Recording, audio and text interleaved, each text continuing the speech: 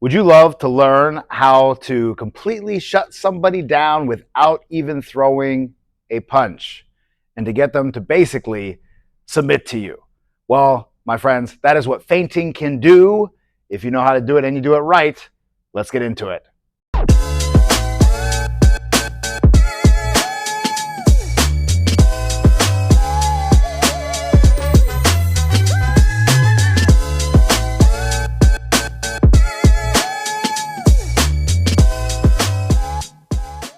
Hey guys, this is Coach Keith Keppner, and as usual, we're going to take an ultra deep dive into boxing technique, this time talking about feinting. I'm making this video because a couple weeks ago I was working with one of my fighters. He has about 10 fights, he's about 120 pounds, and he needs to be able to feint better. He tends to be a little too predictable. People can tell when he's coming in, and it's problematic, and that's where things like feinting come into play. All right, so without further ado, let's jump into it. By the way, make sure you stick around until the end of the video where I'm going to share with you my favorite setup move off of a feint, my favorite little feint sequence. So, and I nailed a ton of people with this when I boxed, and maybe you can do the same, so make sure you stick around for that. All right guys, well, let's get into it. So I have a big, long, awesome list. Because again, these videos are not for the faint of heart. They're not for people that are just boxing fans. These videos are for people just like you that want to learn all the nuances, all the information, all the details that are actually applicable, that are actually usable. Not just some fanciful thing of like, oh, I saw this YouTube video and I thought, or I read this blog post and it was like, oh, you know, yeah, this is actual stuff that was passed down to me from, to my father and passed on to him from Chuck Bodak. And it's stuff that also I've learned from actually coaching fighters, not only from my time as a boxer, but from making boxers who are far better than I ever was. All right. So anyway, with feinting, it amazes me how much guys forget to do it. Right. You think about it for a moment and then you forget about it. And then when you're sparring or you're fighting, you're having some troubles that could be overcome by feinting, and you are not doing it. And maybe your corner tells you to do it or whatever, your coach tells you to do it, and whatever. You haven't been practicing it, right? Because if you don't practice, you're not going to be very good at it. Practice makes permanent. It doesn't make it perfect, but it makes it permanent. So you want to have that deep practice so that when you're in a crunch situation, you're doing it. And maybe even doing it without even thinking about it, like I talk about in a lot of my other videos. Let's jump into it, guys. I'm going to give you 4 aspects of feinting or types of feintings or purposes behind feinting, so you can kind of chunk these into categories to maybe think about it better, and then are able to implement that into the next time you maybe do a sparring session and you want something to work on in the lab, right? Because that's what a sparring session is. Ideally, most of the time, especially when you have some experience as a boxer, first is to that water, right? First, when you spar, it's jumping in and just making sure you can swim and learning how to swim. But then once you know how to swim or know how to box, then you need to be working on different things. And I recommend maybe in your next sparring session, not just the one, but over the next couple of weeks, work on some of these aspects so that they can become permanent in your arsenal, and then, you know, revisit them, put them in practice. We'll talk about that at the end of the video as well. All right, so I chunked feinting into 4 categories. So first one is you have gathering information. All right, so you're feinting to gather information. I'm going to dive deep into each one of these 4 categories. The next one is you're luring a counter with your feint. The third one is you get them to ignore your starts. And the 4th purpose is to keep them from setting up. All right, now let's jump into all of these things. First one, gathering information. So too often when we're boxing, we'll throw punches and we won't pay attention to what the other guy is doing with the punches that we're throwing. Well, we'll be paying attention to what they're doing when we're not throwing punches, waiting for them to do something, kind of watching everything, hopefully peripherally. Don't look down at their feet. Don't look at their hand over here. Use your peripheral vision. Watch the center of the body mass around the chest area. Helps keep your chin down too. But that's when you're looking. And then when you throw punches, you're not looking. So make sure, if you haven't already, and I bet you haven't unless you're at a high level of boxing already, you're not really looking at what the guy is doing with the punches that you're throwing at them. And then also that's going to allow you to also see counters, by the way, better. If you're really watching while you're throwing, that's going to allow you to react better to counters, and also honestly not have counters hurt as much, because like we all know, the punch that hurts is a punch you don't see coming and you can't anticipate, or you didn't expect it. All right, catches you cold, and that hurts extra bad.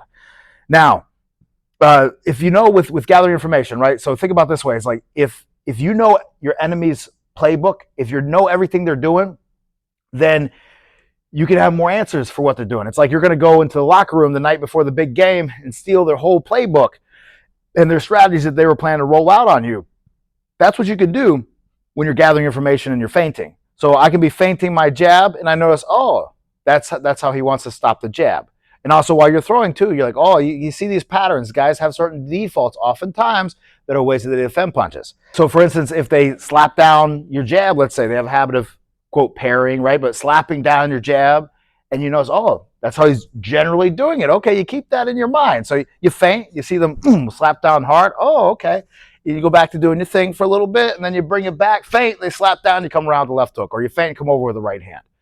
All right, so you're gathering that information. That actually leads me to a little side caveat note. And I'm going to make probably a whole video about this one, but I will get good questions that are asking sometimes things about like different guards, right? Different guards, like, you know, this guard and then that guard and this and that stuff.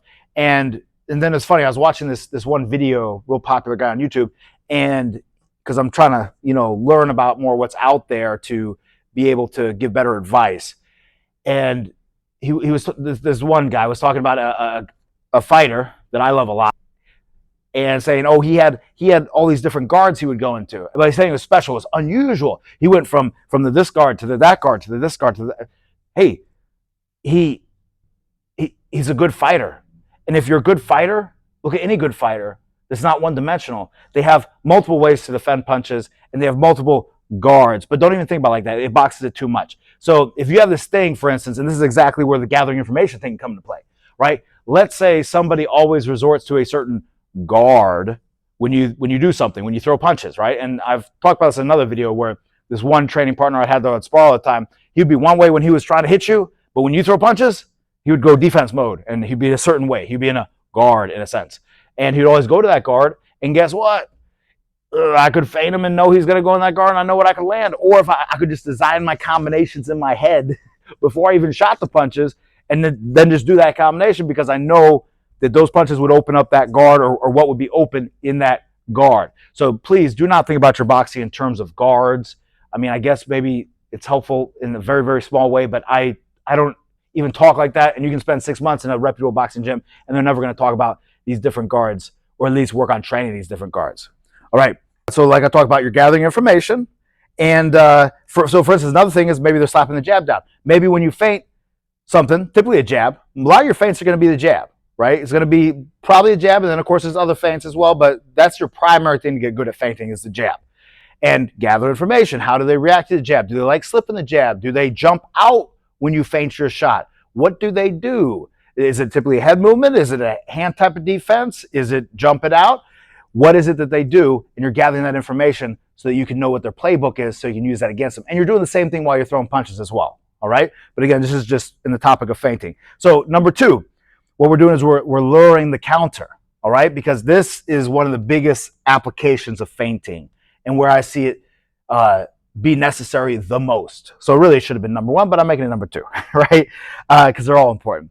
But me as a shorter boxer, right, I would be coming in on someone with a jab, and they know that I'm probably going to be coming in with that jab because I'm a little bit out.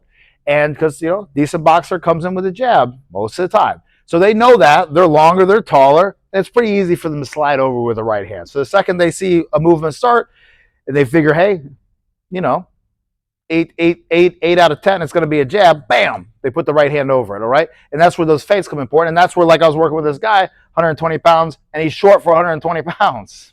Really short. But anyway, he's a killer fighter, good fighter, great fighter, and great guy. But he sometimes will get caught coming in because it's too predictable, and it can open up the counter. And no matter how tied up your defense is and your technique is, and how non-open you are when you come in, we can all be susceptible to getting countered, particularly if we don't incorporate feints. All right. So it's a way that you can you can lure the counter so that you can have the purpose of countering that counter or just shutting it down altogether, all right? But just in the interest of luring it, right? So let's say someone likes to counter over my jab with the right hand. I feint the jab, right hand comes. I didn't commit to that feint. I just feinted it to get them to shoot their punch. They shot the punch, and then I counter their punch. I counter the counter, right? Basic, but ultra important aspect of boxing, right? Let's say another great example with the right hand this time. Somebody, they're liking to roll a lot of your punches. They pop that shoulder up, or they even block it, and then they kind of roll with it. Well, you could feint that right hand, and because off of that, typically they're going to want to counter back with something on their right side. You feint that right hand and feint it. They do that slight turn to set up for their counter. Bam! You go to right down the middle with a jab. It's going to be a great setup and great clean shot. Make sure you grab super tight at the end because you're going to jack their jaw with that. Done it plenty of times. That is another example of that. And then think about as well, with someone who's looking to counter you, it makes them less sure, like I said earlier, when it is going to actually be an opportunity to counter. They're going to question themselves, and it's going to allow you to hopefully shut down their counters almost altogether. Because there's kind of essentially two types of counters, right? There's someone that's going to counter your start punch, and there's someone that's going to counter in the middle of your combination, right? And then you could say too, maybe a third, that someone could counter at the end of your combination, right? But it's kind of hard to tell sometimes, unless you're super predictable, when a combination ends. Sometimes you can't. But typically, you can tell when someone's starting, right, and react to that. And then typically in the middle of someone throwing, you can shoot a shot or some shots in between that. And those are some of your most common forms of counters. Now, this is one way you shut down probably the most common, which is a good counter puncher wants to counter your lead. And think about it. If we don't do things like this, which, one is mix and feinting, two is mix up what your starts are, then now you're completely disarmed, right? They took away your weapons. You might as well have your hands tied behind your back. You might as well take a knee. You might as well quit because now you're not able to start. And I guess, the one strategy perhaps might be that I'm going to start and I'm going to eat that counter and then try to come in again and keep going off of it. That's fine. That works too. It's also important when we're talking about all this stuff that I'm talking about ideals, right? And different concepts like that. I'm not saying like, hey, this is all or nothing. Like I've said in probably almost every single one of my videos. Because again, I'm talking real stuff. I'm not talking fanciful. I'm not talking your comic book boxing or anime boxing or anything like that. All right. Now, think about this way, wrapping it up on the luring, the counter, is if I'm in a shootout with somebody and they got a shotgun. Let's say we both got shotguns. I'm going to use that analogy because sometimes when someone shoots a punch, sometimes they have to kind of almost mentally reload. Because have you ever thrown a punch in sparring or in a fight where you thought it was going to land, you shot it, and it didn't do what it was supposed to do, and that person wasn't there for it, and you had to kind of, just for a half a second, split second, had to regroup and reset? Well, that can happen in this situation as well, and that's why I'm going to use the shotgun analogy. So I'm in a shootout with a guy with a shotgun. I have a shotgun, he has a shotgun. All right, now, what I want to do, think about it this way, with the luring the counter and shutting down the counters, is, I'm behind a wall, and I want to advance on this guy. Every time I pop out behind that wall, try to advance on the guy, bam, he shoots that shot off. So what do I need to do? I need to know he's locked and loaded, just like a good counter puncher is locked and loaded to counter you, right? You can kind of tell. And also, you get counter once, you're like, okay, he's trying to counter me. He's got that, he's locked and loaded. All right, so I'm going to halfway go out. Hopefully, it's convincing enough that he pulls the trigger, shoots off the shot. Once that shot goes, bam, that's where I need to cover ground to get in there. All right, and if I wait too long, it's going to be a problem. All right, so that might be a good analogy for you to think about. It's like once that shot goes, that's the time. You don't need to go out there and let them chamber another one. All right, now before we jump to number 3, if you haven't already, guys, make sure you like and subscribe. It's a great way to support this channel if you like this content and if you want me to make more of it. And also make sure you click that bell for notifications so you know every time a new video is uploaded. I'm doing my best to keep on a rhythm of Monday, Wednesday, and Friday. All right, guys, so I really appreciate you. If you don't mind, go ahead and do that right now. Also, drop a comment below. All right, so then going over number 3, getting them to almost ignore your starts. In this sense, you're being like that boy that cried wolf, right? So think about it. You're saying I'm going to do it. You're saying I'm going to do it. Or you're saying that there's a wolf. And then when there actually is one, no one listens to you. Same thing with your opponent. You want your opponent to be like, dude, you're not starting because you've been feinting. You're feigning your start, feigning your start. And maybe he reacts to the first few or whatever, And then after a while, he's like, dude, you ain't gonna bam. Oh, so that's what you want to do ideally, is to get them to ignore your starts. Be the boy that cried wolf. The one time you actually want to be that type of person that someone doesn't believe you're going to do what you say you're going to do. And it's really funny. I've seen it play out time and time again with my guys. I'll have my guy working on feinting a lot of the jabs, let's say, and then after a while, that person kind of gets a little lackadaisical and starts to ignore those little movements of what a jab looks like when it starts, and then bam, they get cracked by a jab, right? So it's a beautiful thing, super effective. Try it out the next time you spar. A good analogy to think about it, just to help flesh it out more, because analogies are sometimes powerful ways for us to contextualize information, is imagine if you went out in the woods and you're camping, and all throughout the night you're hearing twigs snap because there's just a lot of wildlife, right? There's I don't know, it's random bunch of nocturnal animals running around, a lot of deer and whatnot. And you're hearing all this stuff, all this movement all the time, twigs snapping, ba, ba, ba. And you get used to it. The brain filters it out. And then you fall asleep. And then you're murdered because you didn't hear the guy coming out of the woods. Whereas if the woods was pretty quiet, you would have heard that unusual sound of the leaves crackling or of a twig snapping. So the same thing goes with this. You want to have as much static as you can, as much fog, right? The fog of war, as much fog over their eyes, and all these distractions going on within reason. That's going to get them to just overload, perhaps, or start to ignore. Man, you can really sneak up on them and catch them cold. All right, and then last is number 4. You keep them from setting up, right? And that's where the idea of really tying someone into knots almost. I've seen this play out many times. I've done this just a little bit. Honestly, didn't do it enough. Most of us don't do this stuff enough. I definitely would feint my starts, right? So I wouldn't get freaking cracked by a right hand or an uppercut. But I have worked with and I have seen in the gym many very good fighters be able to literally, the way I like to say it, tie somebody into knots. Not with their arms, not because they're tying people up, but with their feints. Whether it's their hand feints or their movement foot feints, they are completely shutting someone down, and that person might as well just be freaking tied up because they can't do anything, and you haven't even touched them, and then you're beating them emotionally, mentally, but then also physically, because all of that anxiousness and everything else. Think about it. It's lighting up their nervous system so much. It's overstimulating them. It's like being in a war zone to them. And if you're fighting someone that has all that extra crap going on in their head, you're gonna have a big advantage when you actually do throw your punches and you're zapping their energy. You're doing all those things. A good way to think about it is they'll be walking through again the woods, but this time every single twig they see on the ground they think is a freaking cobra, and that's their life in that ring. And then the last one is that too, is to think about it. It's like a man who's always reaching in his pocket to pull something out, and you don't trust that guy.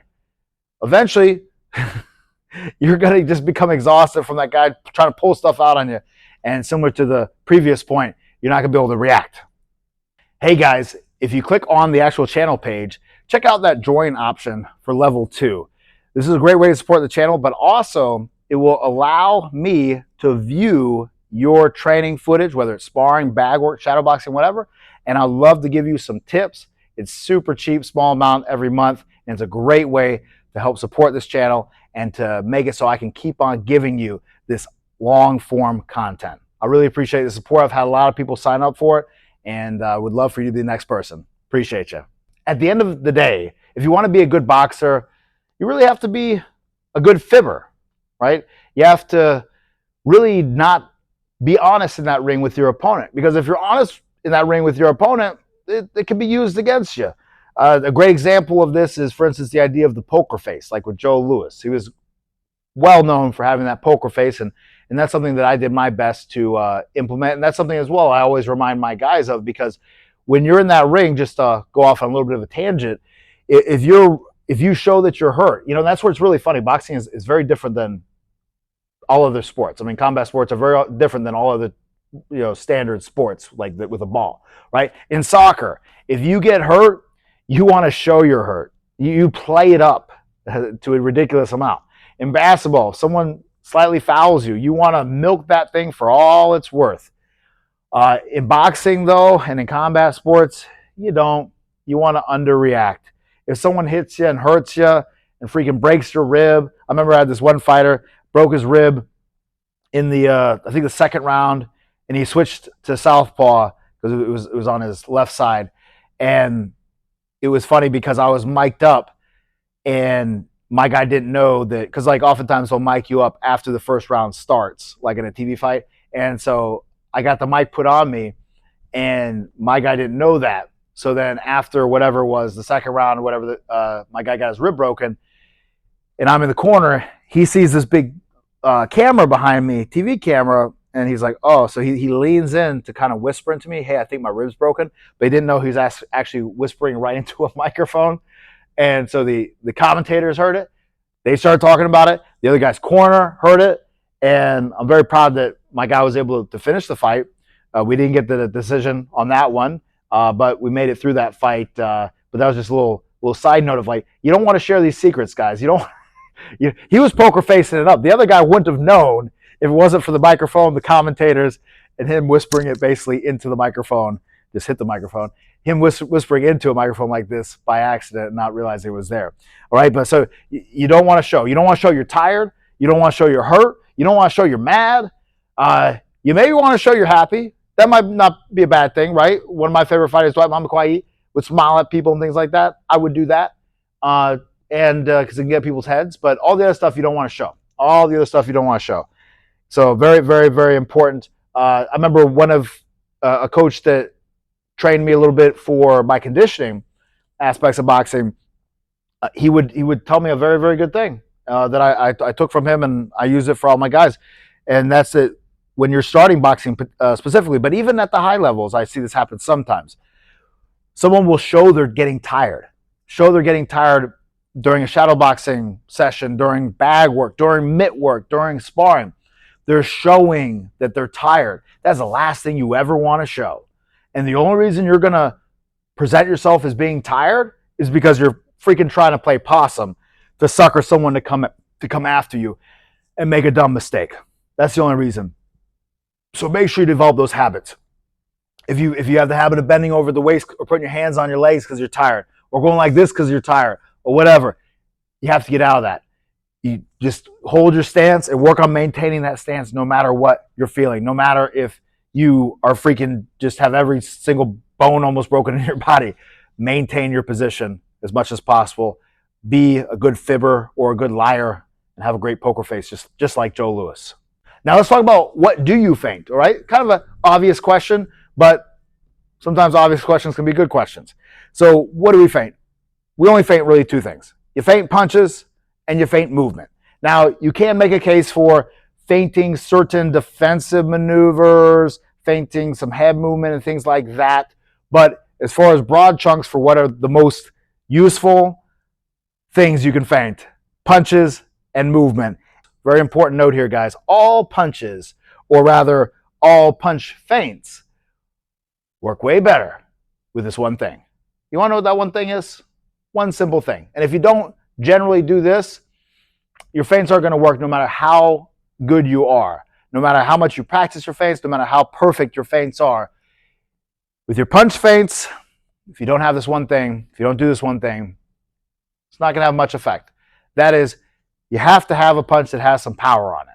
And if you want to learn how to do that, make sure you check out my video on the keys to becoming a power puncher. But throwing a hard shot doesn't mean all your shots have to be super crazy hard, but throwing a hard shot is going to get that guy to be more concerned about that punch. So then therefore, when you do feint that punch, they're more likely to overreact.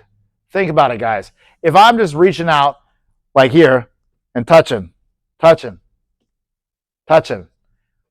yes, there is some nervousness that gets created, right? Like, when is that going to be a real punch, or what might that guy might be blinding to throw off of that? Like, yes, all true things. But if I have a very hard jab and I bam snap that jab right in your face, and you catch it, right? You block it, whatever, it hits you in the chest, whatever, but you feel it somewhere. You feel the force somewhere. Most people, that's going to dial into their nervous system just a little bit, and they're going to say, okay, that has a little something on it. I need to be a little concerned about it. So the next time they think they see it, they're probably going to react a little bit, and definitely a little bit more than pop, a little light jab. All right, so remember that, guys. You want to throw some hard shots, because when you throw hard shots, those feints are a hell of a lot more scary. Right? Think about like with Canelo with that classic feint that he does, where he feints like a right hook shot and then does a left hook to the body. That right hook shot is super crazy hard. That's one reason why people react to it so much. If he was a powder puff puncher, a pillow fisted puncher, that wouldn't be the same. It wouldn't have the same effect. And that's where if you're coming up short on your feints, that might be your problem. Your jab might suck. It might be too light. Your punches might just be too light. And in general, I see it with the jab. Guys will have crappy jabs, throwaway jabs all the time, and then they try to feint a jab that's a throwaway jab, and it's already a throwaway jab, so the guy's already not really focused on it and paying attention, versus doing their best to snap that jab hard and go through them with it. Then that's how you get a guy to come out too far to catch it, or to do something drastic and too much so that you can exploit it. All right, guys? So very, very, very important concept. And before we jump into the actual techniques of feinting, I just want to say that, remember, when you're feinting, similar to this shotgun analogy I talked about earlier, you have to make sure you do the halftime off the feint. What do I mean by that? It doesn't mean every time you feint, you have to do a halftime shot off of that feint, meaning feint shoot. But what it means is that if you want to use that feint to set up a punch, you need to halftime it, okay? Because, again, back to that analogy with the shotgun. I halfway step out behind a wall, he shoots the shot. If I wait too long, he just pumps that, pump on the shotgun, and he's ready for the next shot. If I feint out the wall, he shoots the shot, and then go right after that shot goes. Now, while he's pumping, I can cover ground. All right? Same thing goes with this, guys. If you feint and then wait too long to try to exploit what the feint opened, you might as well not throw in a feint. All right? So it's a very important concept. Let's jump into how to actually feint with our punches and with our movement. I see beginners are the worst culprits of bad feinting. Okay, I'm not being hard on you guys. It's just you really got to watch out for this. You'll see, let me just show you some beginner feinting things so you can make sure this is not you. All right, a beginner feint thing, wiggling a fist, right, or doing like this. I swear to God, I see these things. Guys will wiggle a fist, wiggle this, go up like this. They'll even feint like something up here. Things that are in no way looking like a real threat are not going to work. Head feinting, right? That's a street fighter type thing where you're here in your stance and you go like that. You go like that. You feint with the head. Not a feint that any boxer is going to buy. Trust me. If you work with any boxers of any level that are decent, they ain't going to buy that. I don't even know if a non-decent guy would buy that. Breathing hard. That's another one. Someone is doing the thing and they're, Again, unless somebody is just super green, it ain't going to work. And the last one, the classic culprit for being a newbie feint that you don't need to do, is the stomp, okay? Because no one stomps when they punch, right?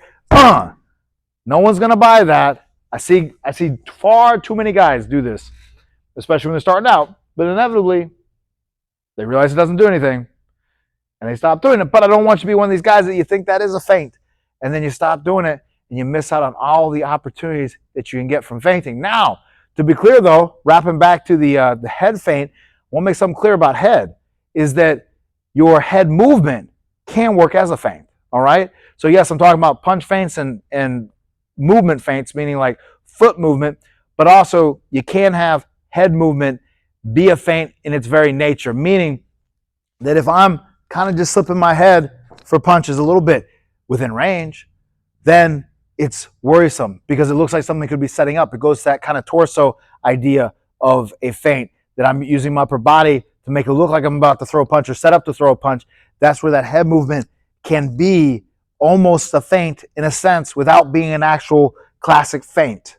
Now, real quick, before we talk about how to feint, we need to remember that you can know how to feint, but you can miss this one thing, you have a big problem. That one thing is your range. If you are trying to feint somebody from across the parking lot, they're not going to buy it. Okay? And I see a lot of guys make this mistake. They'll do head movement from too far away. They'll feint from too far away, and it's a big problem. It doesn't work, and it makes them not do feinting. It makes them believe in the power of feinting. So think about it. If I'm not in a place where with one step, so from here, one step, I'm going to get my shot off, you're not going to believe my feints. If I am all the way from back here doing a feint, and that's where, by the way, just to pick on our MMA friends, you'll see this sometimes. Guys, they'll be this far away, and how often do you see these guys react to feints? You don't see it from that range, okay? And you could say they're trying to set up kicks, everything else. I don't know anything about that. I'm boxing, okay? But as a boxer, don't be feinting out here because he's not going to believe this. This is nothing that he needs to worry about. But once you start getting to about here, now, with one little step, something could hit him. From here, with one little step, a hook could hit him. That's where he's going to buy your feints. So make sure you're in the right range, because if you're not in the right range, no feint is going to be believable. All right, guys, so let's talk about how we actually feint. And let's first talk about punches, and then second, we're going to talk about movement. So with feinting our punches, there's 4 ways to feint the punches. And again, to be clear, all of these 4 can be combined together, all right? So they're not mutually exclusive. They can all be mixed and matched together just to help you get an idea of ways to work on feints and try different things. Because also as well, when you're working on your feints, when you're working on becoming a tricky guy that no one knows what you're going to do, when you're going to start, how you're going to do it, it's important to actually, when we're practicing feints, to see how you start a punch and to see the pattern that you do. And that's where mirror work is so important, right? You need, and this is what's so cool about boxing though, is that's really all you need. You know, of course, if you're going to box, you need someone else to box, right? And that's why we're so grateful for our opponents and our sparring partners and everything else. But you need a space to box. You don't need a boxing ring. And you need a mirror though to be able to see yourself, right? Even if you have a coach watching you all the time, because sometimes I'll be telling guys certain things they're doing or things like that, and it's not until they get in front of a mirror that they can see what it is that I'm talking about, and then now it clicks and now they got it, right? But so work on, and I'll get into how we can work on that, all right? So now let's talk about how we do this. All right, so first, and again, these 4 different ways to feint a punch, they can all be put and mix and match together into, you know, a few things. They're not mutually exclusive. All right, so first you have just feinting with the fist, right? So if I'm here and I'm going to feint my jab on somebody, I might just do this little, see, I couldn't help but do a little bit of body, but here, because I know that's how I start a jab. But sometimes just that little bit, that little movement is going to be enough that somebody said, I'll move my body a little bit with that one. But just that little bit might be enough for someone to read into it, all right? But oftentimes, though, just the one thing might not be enough, and that's why I want to put these other pieces together. Let's talk about the upper body. How do you feint with the upper body? Sometimes it's just that little bit of a lurch forward like this, right? So think about it. If I put my fist and the upper body together, it's a little here, here, here. My feet aren't moving. Just the upper body a little bit going forward and my hand like that. Or my body position. Think about it. If I want to almost make someone believe I'm going to throw a hook, what might I do? If I want to make you believe I'm going to hit you with a left hook, I'm not going to stand like this necessarily. If I stand like this a little bit, then you're thinking I'm trying to set up for a left hook. Maybe I throw a left hook off of that one time. And that's my position. But of course, we all know what classic setup is off of that, is I open up the body a little bit, like you're going to shoot a hook. So you do that quick movement, and then you feint the right hand. Or then you shoot the right hand, rather. Or that could be a right hand feint, where I go here, like I'm going to shoot the right hand, and then I actually come with the hook. But again, we want to put them together quickly. So I'm here, like that, and shoot my hook to make you think it's coming. Or maybe I'm here and I, because think about it, the second I opened up like that and the shot didn't come, what did you expect? If we're actually boxing, you might go, oh, right now he opened up, there was no right hand, left hook's coming, you square up a little bit. People do that. And now you have the right hand. So I opened up, they squared up, right hand. Or if I do this here, boom, and I put those together quickly, I'm here, little whoop, because you thought the right hand was coming, and if you have a habit of turning away a little bit or rolling away, I got that shot. Or like what I talked about earlier, a little feint like that of the body, a little turn of the body, the jab. Beautiful shot. Beautiful shot. That's one of my, I'd say the left hook and the jab for me personally, and again, you don't need to be like me, but for me personally, snapping someone's jaw so hard with that, with a good hard jab with a little step on it, it really hurts people, and it just feels so good when you hit them in what my dad used to call the mush, right? The jaw.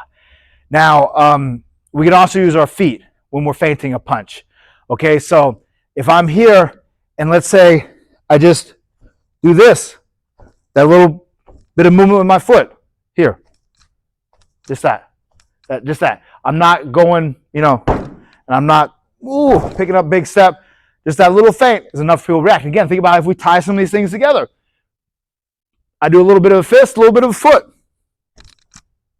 Now it looks like my jab's about to start, and now they're going to be reacting to that punch. All right, guys? Then with the feet as well, or with the legs really, we can talk about dropping levels, right? So you're here, so we got our feet. That's one way to feint. Feint that you're going to start, because most of the time when you're feinting, and you want to feint being aggressive, because you want to get them, for all the reasons like we talked about, get them reacting inappropriately to what you're doing. But then also as well, if we bend the knees and drop levels, that is a feint. That's a beautiful feint.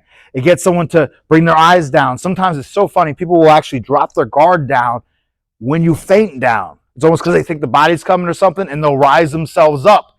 And there's a lot of great moves you can do off of that one. So literally just dropping levels like that can sometimes actually be a feint. And then think about if you were to put a little hand motion with that, that's enough to get them to react and to disrupt anything they're doing and allow you to shoot off the feint, or at least tie them into knots. All right, and then the last one as far as punches goes is you can use the eyes. And that's last on my list for a reason this time. Using the eyes last on the list. Okay, those top three, putting those all together, putting the hand, putting the upper body, doing something, and then getting the feet with your feints, you're golden. Now, the next level, maybe you could try putting in the eyes. But that's dependent on a lot of things. It's dependent on if they're even kind of looking at your eyes. But I would say even if they're not looking at your eyes, and that's one of the drawbacks of looking at people in the eyes, right? Outside of a lot of other ones I can give you. But if you're looking at someone's eyes, then you can buy into their eye feints a little bit more, where they look down and hit you up top. But even if someone is looking at you in what I think is the most optimal place, again, my opinion as a coach, the chest, even if they're looking there, you just looking down more at their body, it will make your body, drop a little bit, bend the knees. There's a little bit of a posture change that can happen that is that telltale sign that is enough to really throw somebody off and make them think, oh, he's about to go down, bam, and then you come upstairs, right? Something like that. Or you kind of look up, and that's enough that now they think something's coming up, you go downstairs, right? And use your peripheral vision to know where you're throwing, because if you look at my chest, you can see my body, you can see my head. If I do this, you know where it is, because you see the bend happen. You don't need to look at it. We're not like catching a ball or something, or all these spaces on a wall. It's all here, and you can tell by where the body is where everything else is. It's not, the head isn't going to just go over here and this body stay like that. The human body doesn't work like that, so you don't need to worry about that. All right? And then one thing as well that I kind of left out on the feet thing that I want to mention that's a very useful counter or way to use the feet is it's kind of like a mixture of the lower body and the upper body, is the lean. All right? So if you're here and you kind of lean in and then boom, shoot your shot, it's really funny how it works. You can do that with a jab or a right hand or a hook. And really those are the best shots, in my opinion, to do it with. It's going to be the jab, the right hand, or left hook. And if you're southpaw, the opposite. But that little bit of a lean forward onto the lead leg, it's that little bit of anticipation that throws off someone's timing, and then you shoot off of it, messes people up a lot. It was funny, after I was teaching one of my guys this move and we were working on it, not that long after he started noticing, Teofimo Lopez, I think, does this a lot as well. So this might be one person to watch out for if he does do that. I think I've seen him do it one time perhaps. Great little different timing move that again is a feint in a sense that it's a leaning of the body that's telling you out of his body position he's not going to do anything, bam, and then he hits you. Very good move. Now let's talk about feinting movement. All right, because again, like I said, we can feint punches, we can feint movement. Now you might be asking yourself, all right, I understand why I want to feint punches, right? Because you want to get them to react to a punch they thought was coming, or you want them to shut down a counter, or you want to shut down their counter, other things like that, okay? But why would you feint movement? Well, again, it gets them reacting to someone going to a place that you're not actually going to go, right? You think they're going to invade your country on the north side, and then now they're on the west side. That type of idea. And that's what feinting movement can do. And then also as well, it can allow you to get the hell out of there, right? If someone's coming after you and you maybe make them think you went out one door, but you went out another door, that's beneficial for you. All right, and that's where, as far as a survival tactic, it can be useful as well.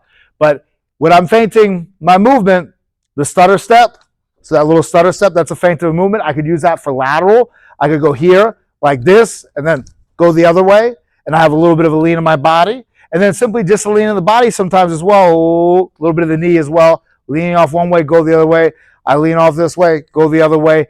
Those little things which start telling them, okay, he's starting to go this way, and then you change it on him.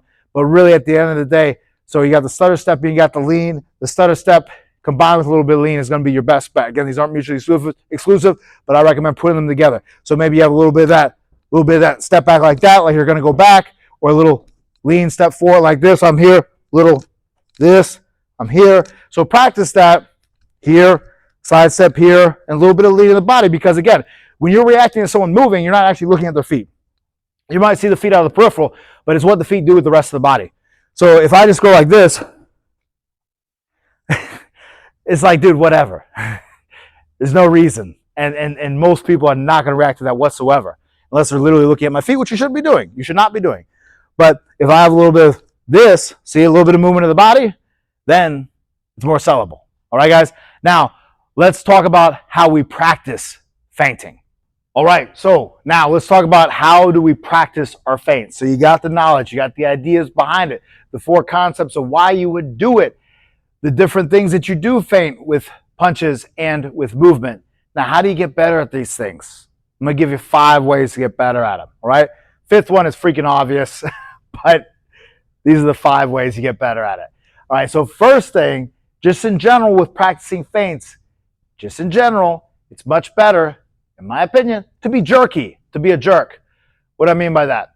If you want them to jerk and overreact to things and stutter, you want to be like that as well. So make sure your feints that you're practicing are not smooth feints. You practice smooth feints, it's going to be fairly unbelievable most of the time. In general, 80% of the time, a jerky feint where you're here and I'm boxing someone here and I like that, he's going to bite down a little bit harder than a smooth feint. Too often, again, like I said, I see guys, they'll feint like that to expect. That's more lulling someone into something versus feinting. Number 2, use the most important tool in the gym, the mirror. The mirror doesn't lie. The mirror tells you all the secrets you need to know about yourself and how you can beat somebody. So use the mirror. But how are we going to use the mirror? We're going to use it to work on the first 1/5 of your punch. So this is, again, where this very much applies to you specifically. How do you throw a punch? Like, how do you throw a punch? Okay, and I'm not going to tell you exactly how you should throw a punch.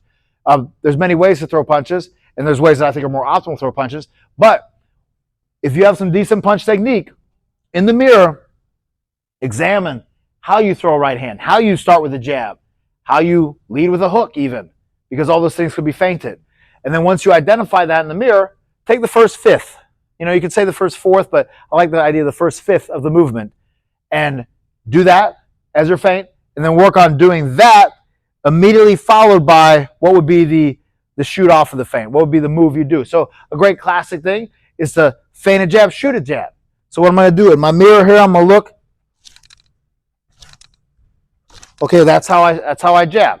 Let me actually throw my jab hard so I can really see how I do it. Because again, right there, I was falling into it. I'm not perfect. So here, I want to be here. like that. Okay, so that's my jab, my hard jab. Because remember, we shoot a hard jab, that's the jab that they're going to worry about. Then if I feint that jab and they maybe reach out too far, slap down, pick their head up, whatever, try to pull out of it, I'm going to catch them with the next one. They're not going to expect it. All right, so here, I watch how my hard jab is. Okay, there. There you go. So I got my little feint on it. Boom, right? That little start, a little bit of leg, a little bit of the hand, a little bit of the body. Just that little bit, and then I shoot. And like I talked about earlier, that halftime, okay? That little split in between. So they made the mistake, and they go, oh, crap, bam, you hit them. You don't let them go, oh, crap, I made a mistake. That wasn't the real punch. And then you try to throw the follow-up to the feint. Not going to work like that.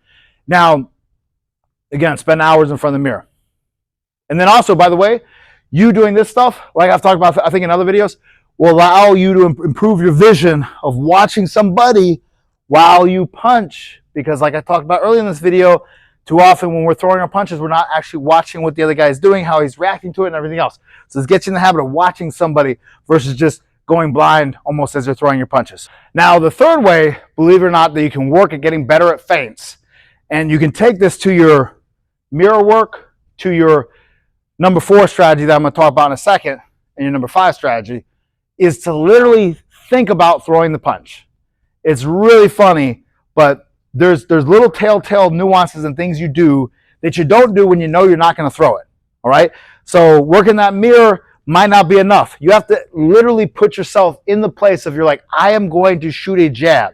Now, this is really mindful stuff. This is stuff that's going to take mental discipline for you to do. But hey, guess what? If you want to be a great fighter, you're going to at least have to have mental discipline in the world of boxing. Okay? You know, maybe you won't have it out in other areas of your life, but if you want to be really good at this thing, you have to get that mental discipline in this area. And if you don't, I don't care how talented you are, eventually someone's going to have your number, and they're going to have it sooner than later if you don't get the mental discipline, all right? But you need to think of literally, I'm going to shoot a jab, I'm going to shoot a right hand, I'm going to shoot a hard hook, and literally think the same exact way that you're going to think when you're about to throw that punch. And that will help, again, your opponent to see little subconscious things that you don't even know are happening, and they couldn't even tell you are happening, but they just got a feeling that you're about to throw that. Those things help people get the little feeling that you're about to do something that allowed that feint to be more sellable, and they buy it and they bite it, and bam, you either shut them down like always talking about, or you use it to set up a very powerful punch or multiple powerful punches. All right, but so literally thinking is the number 3. Just think that you're about to do it, and that will help you with working on the first fifth of the punch. And that will help as you step into number 4 and number 5. Fourth way to work on feinting, get with a partner, training partner, whoever. And obviously, you know, they need to have some skill level, but very effective way to work on your feints. I can't tell you how much it helps, because it allows you to kind of see if your feints are actually sellable in a controlled circumstance, right? So a great way to work on this, let's say, and to be clear, I'm not saying to try to kill your partner or anything else like that. You can shoot, again, let's use this jab example again, okay? One of the best punches to feint. So I shoot a hard jab, and the guy knows it's coming. So he's catching that jab. He's slipping that jab, whatever he's doing with it, okay? And I'm just doing hard singles, right? Nice control. Hard singles. So he's successfully defending that jab. And you can do this with a pretty beginner person. You're like, hey, I'm going to jab. You show them how to stop the jab. They get used to it. You start shooting the jab hard, hard, hard, and then pick one of those and feint it and see if they bought the feint, and then lightly touch them with the follow-up, and it will get you used to that habit of that half timing. All right, so real quick, I'm going to show you that on the bag. All right, so pretend this is your partner. You're going to work on, let's say again, shooting that jab, and you're shooting that hard, and you do it at an even rhythm so they know when it's coming, so they can defend it, depending what level your partner is. The higher level partner is, the more, random you can be with the timing of when you do your jab. But so let's say this is my partner, and I'm here. I'm going to shoot a pretty hard jab. I'm here.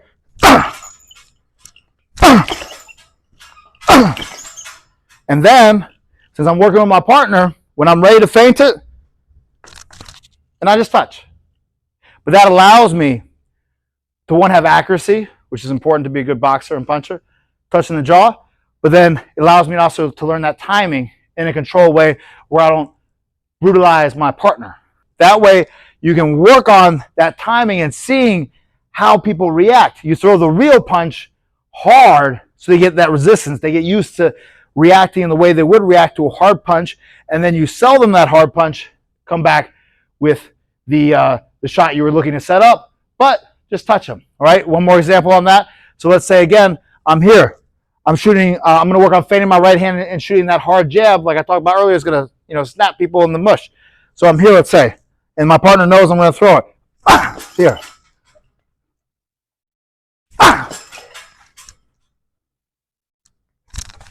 And then I just touched him, right? He reacted to it, and now I just touched him. And of course, if it was a real situation, I would have done that little half feint, and then like that. But since it wasn't, it's okay. All right, guys. And then, of course, number 5 is we're going to take it up to the ring. We're going to do it in sparring, because I don't care how much you practice it in the mirror, right? Whatever. If you're not going to start doing it in the lab, which is your sparring, then you're not doing it. So bring it to your sparring. Do it against lesser guys. Do it in the way that I talked about drills if you don't want to just completely crack them. Or do it against better guys. See what feints you're doing are maybe only actually working against newer guys that aren't very good and aren't going to work against better boxers. And you might have a rude awakening on that, oh man, this feint that I use all the time that works on all these guys that don't have any fights. The second you go in there with a guy that has 10, 20, 30 fights, amateur, whatever, he doesn't actually care and respond to that feint at all.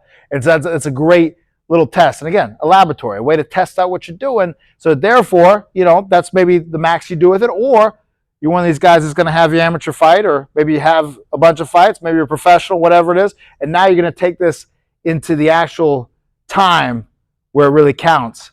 And because of all this practice you've done, you've made it permanent. All right, guys, as promised, I'm going to share with you my personal favorite feint to set up my personal favorite punch.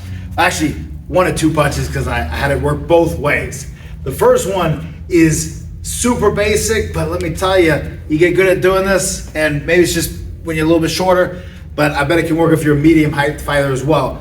Just that quick drop level. So we're boxing here. Let's say I got you on the ropes right here. I got you on the ropes. You're close to the ropes. I'm here, and just that little drop down, like that. That little drop down, like that. I'm not stomping the floor. That noise you hear maybe is just because I'm doing it so quickly and jerking, and I come out with that shot. That gets people to raise the chin up, drop the hands down, and you get to slam that jab, like I talked about, right in the jaw. Great way to do it. And then the second one that I like the most, because I like Joe Frazier a lot, I like the big hookers in boxing. Not ladies of the night, hookers, but is you feint down the same way, just like that. Drop levels, but I open up a little bit. Just a little bit of my torso, because that's going to set me very powerful, or set me very well for a very powerful left hook off of that. So I drop that level down like that, quick, right from here, and then boom, rip that big left hook as hard as I can, and I've dropped a good amount of people with that shot. Maybe you can do it too. Great setup again, same thing. Also, if you mix those setups together, think about it. I feint down, shoot the hard jab, catch them well, cool, not, okay, that's fine. Maybe a little bit later, feint down hard, come up with the hook. They expect the jab, they come out forward, bam, come around, catch them. Good little move there.